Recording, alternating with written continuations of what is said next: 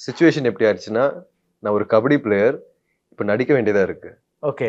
அந்த மாரி ஆயிடுச்சு. இப்போ மேக்கிங் வீடியோஸ்லாம் வரும்போது ஐ திங்க் நீங்களும் அத உணர்வீங்கன்னு நெனைக்கிறேன். இப்போ யூஆர் அ சிட்டி பாய். பொறந்து வளர்ந்ததெல்லாம் இங்க தான். யாஹ்! ஸோ நீங்க you go to Tirunelveli, you land there. Because உங்க முதல் 2 படமும் ஃபேர்லி அர்பன் ஃபிலிம்ஸ். பிகாஸ் ஆதித்யவர்மாவும் சரி, மகானும் சரி.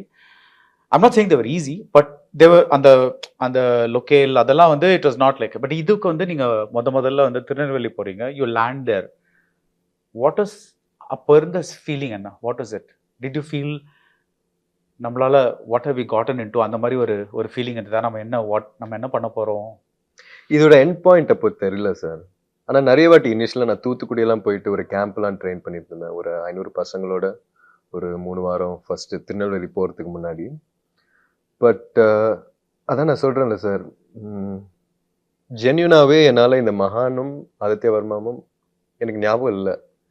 இது வந்து சரி கடைசியில நம்ம ஒரு முக்கியமான மேட்ச் விளையாட போறோம். அதுக்காக நம்ம ரெடி ஆயிட்டு இருக்கோன்ற மாரி ஒரு ஜோன்குள்ள போனேன். So very overwhelming, very scary. நம்மளால இங்க விளையாடுற பசங்க மாரி நம்மளால விளையாட முடியுமா? நம்மளால இயல்பா ஒரு ஊர் பையன் மாரி தெரிய முடியுமா? இதெல்லாம் இருக்குல்ல. அதெல்லாம் ஓடிட்டு இருக்கும். ஆனா ஒரு பாயிண்ட்டுக்கு மேல டெய்லி அந்த அந்த ஷெட்யூலே மாறி டெய்லி அது ஒரு லைஃப் ஸ்டைல் சேஞ்ச் ஒண்ணு ஆயிடுச்சுல்ல. அதுக்கப்புறம் அது ரொம்ப நேச்சுரலா எப்படி சொல்றது? தெரியல. I don't know how to explain it. You kind of ஒரு மாதிரி யூ ஸ்லிப்ட் இன்டு இட்டா? ஸ்லிப்ட் இன்டு இட்ன்னு இல்ல சார். அதான் இது ஒரு சினிமாவா எப்படி போய் சேரப்போது?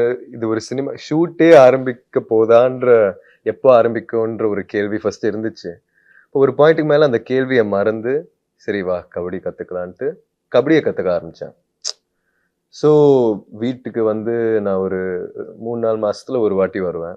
வரும்போதெல்லாம் அங்க இருக்கிற பசங்களும், அங்க இருக்கிற அண்ணன்கள்லாம் பாய் சொல்லி கட்டி புடிச்சு முத்தம் குடுத்து, வீட்டுக்கு வந்து மருமகளோட ஒரு 1 நாள் டைம் ஸ்பெண்ட் பண்ணி, திருப்பி 2 நாள்ல போயிருவேன். ஆ ஸோ வீட்டுக்கு வர்றது தான் எனக்கு ஒரு வெக்கேஷனா தெரிஞ்சது. வீட்டுக்கு வரும்போது தான் புதுசா இருந்துச்சு. என்னடா வாழ்க்கை இது! ஃப்ரெண்ட்ஸ மீட் பண்ணும்போதெல்லாம் வேற ஒரு யூனிவர்ஸ் மாரி ஃபீல் ஆயிடுச்சு. ஆனா அதுதான் ரியல் லைஃப்ன்ற மாரி ஆயிடுச்சு. சார் ஜென்ரலா நான் இன்டர்வியூஸோட கொஞ்சம் நல்லா ஃபெமிலியரா நல்லா ஹேண்டில் பண்ணுவேன் நெனைக்கிறேன். பட் இந்த வாட்டி இந்த படத்தோட ப்ராசஸ் ரொம்ப லைஃப் சேஞ்சிங்கா இருந்ததுனால, ரொம்ப அது எப்படி சொல்றது? என்னையே நான் மாத்த வேண்டியதா இருந்துச்சு. மறக்க வேண்டியதா இருந்துச்சு. ஸோ அதனால இப்போ கூட சமீப காலத்துல ஒருத்தர்ட்ட சொல்லிட்டு இருந்தேன். இந்த படம் பொறுத்தவரைக்கும் இதுக்குன்னு ஒரு promotion, lights, camera, editing, music video release, technical ஆஸ்பெக்ட்ஸ்லாம் இருக்குல்ல. அது என்னால ஜீர்ணிக்கவே முடியல. என்னால ப்ராசஸ் பண்ணவே முடியல அத. ஆ எப்படி சொல்றீங்க? ஏன்னா இது ஒரு வாழ்க்கை மாரி நான் வாழ்ந்தேன் சார் ரொம்ப வருஷத்துக்காக. ஸோ இத படமா ட்ரீட் பண்ண முடியலையா? படமா ட்ரீட் பண்றத தாண்டி இது லைஃபா மாறிடுச்சு.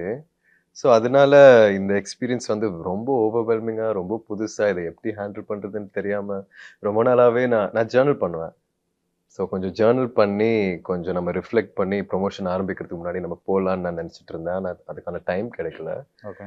இப்போ கூட கார்ல வந்துட்டு இருக்கும்போது, திருநெல்வேலியில நான் இருக்கும்போது கேட்டுட்டு இருந்த பாடல்கள்லாம் கேட்டு, ஐ ஜஸ்ட் ட்ரையிங் டூ அந்த ஜோன்குள்ள போறதுக்கு. ஆனா முடியல.